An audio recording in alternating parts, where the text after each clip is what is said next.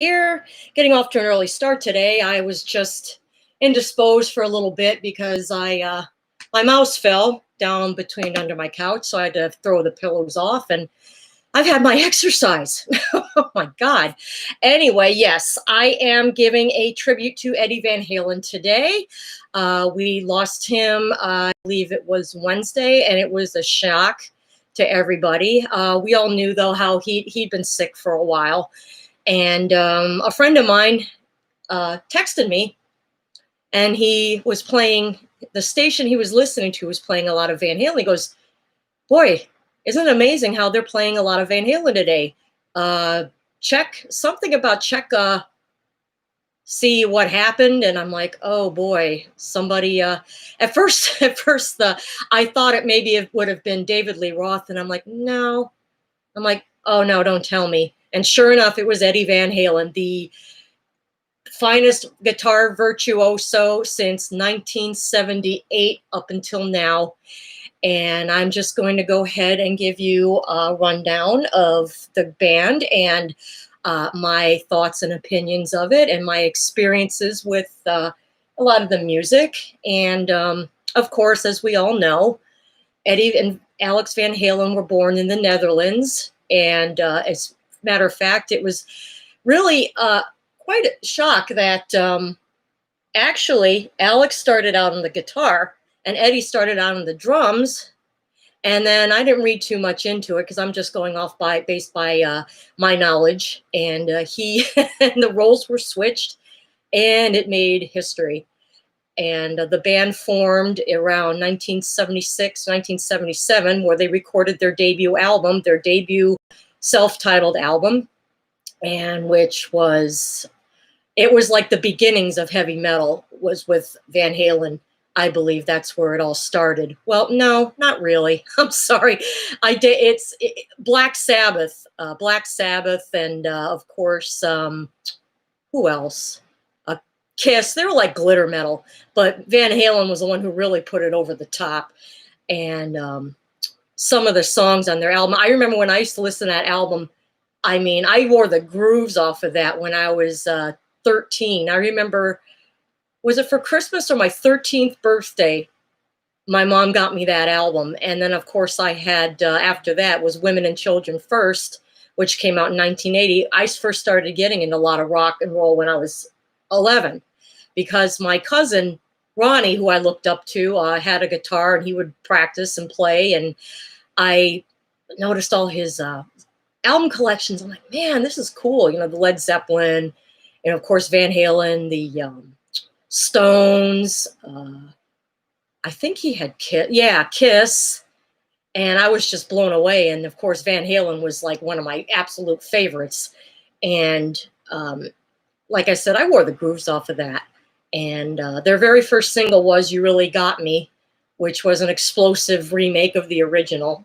Even though the original is good, of course, the Kinks version. But the guitar solo, the introduction to that song, Eruption, was, I mean, ear-splitting. I remember hearing that and going, wow. I mean, when you're a teenager, when you're that young, oh my God, times were so different back then. It was today it's crap. All it is the N-word over and over, crap mumble rap.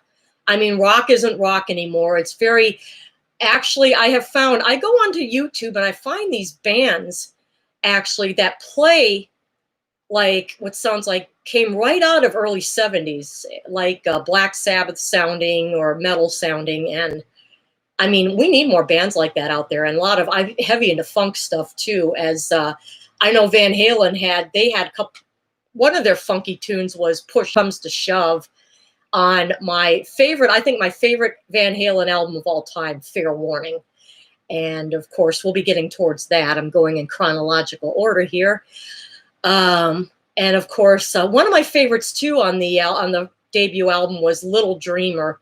I loved the vibe. It was just kind of like a, not melancholy, but kind of a reflective vibe. I like that one. And another, I'm the One, was like that ba ba ba shooby doo. That was brilliant. That was another good one. And Eddie Van Halen always had the stripes on his guitar, and I'm not big into guitars much more, and I love the way Mike Anthony had his bass later on when around the 1984 album. He had it shaped like a bottle of Jack Daniels, which is really cool. And in the Panama video, you see him hanging by those cables going across with the JD bottle, the bass. Excuse me, I'm going off track here, but yeah. And the thing about David Lee Roth is, I know a lot of women are probably going to be very mad at me when I say this, but I'm sorry, I never saw the appeal. Never thought he was sexy in any way, shape, or form.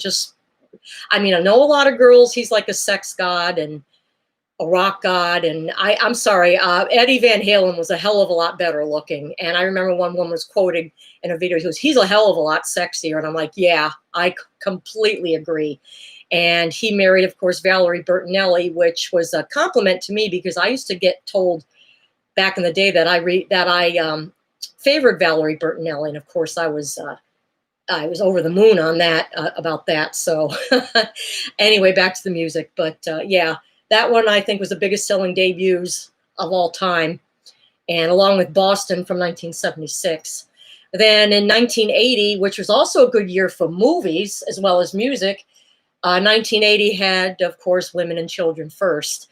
And The Cradle Will Rock was like, love the beginning. Actually, I heard that wasn't actually guitar on the intro. It was it was keyboards, actually, which surprised me. I read that somewhere, unless that's a rumor. But I used to love it, especially the middle. Have you seen Junior's Grades? That was one of my favorites, all-time favorites, when I was 12. And of course, that was a good year for movies as well. And I don't want to go into the movie thing. I get too off track. Pardon my hair. I just got out of the shower, and of course, it's frizzy and wavy, and Florida weather doesn't help. But I hate haircuts because sometimes my hair doesn't go very well. But anyway, okay. Yeah, let's see. Another one of my favorites, some of the favorite songs from Women and Children First was, of course, This Be Magic, which had backing vocals by Nicolette Larson. You'll remember her from that Neil Young penned song, Lot of Love, which was, awesome, very nice tune back in 1979. And sadly, she didn't really enjoy much commercial success after her first album, and she passed away back, I think, in the early, like 2002, of cancer, same as Eddie Van Halen, but which was really sad. Of course, it's sad, but both of them. I know some people that said they cried when they heard that. He was, he was pretty much everybody's guitar hero, was Eddie Van Halen. And let's see. Oh, I also like In a Simple Rhyme on that album, and Everybody Wants Some. Now, every time I hear that song, I have to laugh because it reminds me of, there's a scene. I didn't see the whole movie, but I see this part, and it was the movie Better Off Dead. And that was where you see the hamburger playing guitar. And I cracked up laughing at that. Oh God, that whole album I think was pretty good. The beginning was Tora Tora, which was that revving of the guitar, and then Lost Control. But yeah, that was a good. I think I enjoyed that one, I think, more than the debut. But my all-time favorite was 1981's Fair Warning, because it was more darker in tone. I think, to me, that's my all-time favorite. And it's too bad I don't have it. I used to have the CD, and I don't have a lot of Van Halen CDs anymore in my collection. Why, I don't know. I had LPs, but the CD I borrowed, I think, from my mom's boyfriend, and I should have kept it for a while. But if I would have known I was going to be doing YouTube shows, I would have kept it. But I think maybe next week I'm going to maybe order it for myself so I can play it and do an album review on that one. But yeah, so unfortunately, I don't have any music to play. And but the Fair Warning was when I was, like I said, I was in 7th grade, a shy teenager back then, and nobody would have ever guessed I got into wild metal and heavy rock music like I did. And yeah, Fair Warning was my favorite. I used to play that. I remember when a couple times when I was 16, a friend of mine and I used to play. I had this stereo that I got 1983. It was loud. I would crank it up, and that thing was loud, and we would crank that up. And of course, the 1984 album, which we'll be discussing, of course, logical here. And he, like I said, and also, like I said, there a lot of good. Like I said, that whole album, I think, Fair Warning is good. I don't have much. Like I said, I really don't have much to go on. Can I sing some of it? No, you don't want to hear me sing. I actually used to, it's funny, when my daughter's dad was alive, I just felt like showing the bell bottoms. I love bell bottoms. Anyway, let's move forward. The one album, too, that followed up, which really was not, it was kind of their worst album. It kind of, I mean, it went high in the charts, but it bombed because it was a short album, and the remake of Pretty Woman kind of got old, and Dancing in the Street. I know. It's pretty gross. Oh, hi, Lee. I didn't know. I thought you were Rusty saying that. I don't know. I'm sorry. I haven't eaten yet. And a lot of times when I talk a lot, I tend to get lightheaded. I don't know why, but let me take a sip of water. Okay, and where's my dog? Oh, look at my doggy. He's over there peeking out. Hi, Momo. He loves his mom. And you like my Van Halen show, don't you? Look, his ears are perking up. Eddie Van Halen, you like your shredding? Huh? Yeah? He's so sweet. He's my boy. Okay, well, Diver Down. That was Diver Down. And it was comical in some ways, like the Happy Trails version and Big Bad, wait, hold on. Big Bad Bill is sweet, William now. God. I think David Lee Roth was into that kind of show business thing. So I sang a little bit, Rusty. Yeah, and of course the favorite on that album is Hang 'em High. That's like the classic Van Halen was that. That's probably my favorite. I didn't remember, like I said, I didn't own it.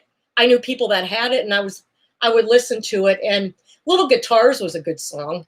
Yeah, Little Guitars, I think, and of course, Hang 'em High wasn't my favorite album. A lot of people, the reviews didn't get very good reviews, and I guess you can't win them all. And well, after that, let's see, 82, 83 didn't, and then when 1984 came about, I mean, that's the album that everybody owned, I think, was 1984. And the cover was awesome with the cute angel, little boy angel with a cigarette in his hand. That's another album we used to blast back in the day. Oh my God, I remember a friend of mine and we would play that record, blast it up, and we'd be smoking. Oh my God, awesome experience. Yeah, I partied a bit back then. This was when I was 16, sophomore year, 1984, sophomore year. And what was the song, the beginning? Was it Hot for Teacher? That was the opening song? Yeah, and that, I mean, with weed, oh my God. And I love, one of my all-time favorites on that album was I'll Wait Till Your Love Comes Down. And of course, Jump was their first and only #1 hit, was Jump. That was, I was in heavy rotation on MTV too. And let's see. Oh, what else? Top Jimmy. Jimmy! Like I said, the funny thing is I don't remember. I think I was lost in all the weed and the beer. So, but that one was a great LP. And after that, when David Lee Roth left the group, I just kind of lost interest. I mean, Eddie Van Halen was still Eddie Van Halen no matter what. But when we heard Sammy Hagar, we're like, are you kidding me? But he proved to be actually a pretty good fit for the band. And actually the Sammy Hagar years were my hubby's favorite, was Sammy Hagar. more than the David Lee Roth. But yeah, but like I said, Why Can't This Be Love was a really decent song, and I didn't really too much. Like I said, I kind of lost interest after that, to be honest. But they did have quite a few good songs. One of them I like was "Finish What You Started." And come on, baby, finish what you started. But Sammy Hagar made me laugh in that video. He was just when he sings, "Come on, baby, please." Well, and anyway, never saw them in concert. Never had the chance or the. I mean, I saw a lot of bands in concert, but that for some reason I never got around to ever seeing them. And now that Eddie Van Halen's gone, that chance is pretty much over. And it's a sad thing. We're sad to see him go. Anyway, I'm trying to think if there's anything else I want to mention. But like I said, I don't have too many, but I definitely got to get that Fair Warning CD. That's my all-time favorite. That CD, that reminds me of a boy I had a crush on. And of course, it was Unrequited Love. I was ugly. At least I thought I was. Had that the awkward stage going with my hair. It would, if you brushed my hair, it would stay. I mean, it was puffy and my skin was oily. It still is. It's my Greek heritage and my Italian. But it's funny because a lot of guys used to whistle at me big time. I mean, guys older than me. So I couldn't have been that bad. But anyway, I'm getting too into myself again. And anyway, yeah, this guy I used to like it. I don't know. A friend of mine got on the phone and says, "Yeah, she likes you. Do you like her?" "Oh, yeah, as a friend." Now I look back, I'm thinking, yeah, he wasn't that hot. But you know how teenage hormones are. But yeah, that album reminded me a lot of 1981 was a great year for music as well. A lot of I used to listen. I mean, I remember when I was a teenager, I used to listen to. I'd sneak like when my mom would ground me, it wouldn't be for long. "You're grounded." "Okay." Sneak on my stereo, put the headphones on. She caught me a few times. But yeah, those Van Halen records were, especially the debut and the Women and Children first one, heavy rotation when I was 12 and 13. Well, 13 years old. So Eddie Van Halen, I think they've been a part of just about every rock and roller's life, every rock and roller. And of course, they'll always, mostly their influence on guitar will always be usually Eddie Van Halen. Who else? Mainly Eddie Van Halen, not like Jimmy Page I mean, everybody some people admired their guitar playing, but Eddie Van Halen was like number one. And now, may he rest in peace. And we all miss you, Eddie. And next week, I won't be here Monday, but I will be back on Wednesday with an album review, and it will be Fair Warning by Van Halen. So everybody, thanks for showing up, and happy Friday. And I will see you next week when I come back from my Isla Morada trip. Pray it doesn't rain. Of course, I look at the weather forecast, and it says, of course, tomorrow and Monday is supposed to be a little bit of rain, but I'm praying that it doesn't happen, because I've always been lucky to go down to the Keys, have it never rained, but it was broken last month when we tried to go and it poured. So anyway, that being said, everybody have a wonderful Friday, and I will see you next Wednesday. All right, rock on. Bye-bye.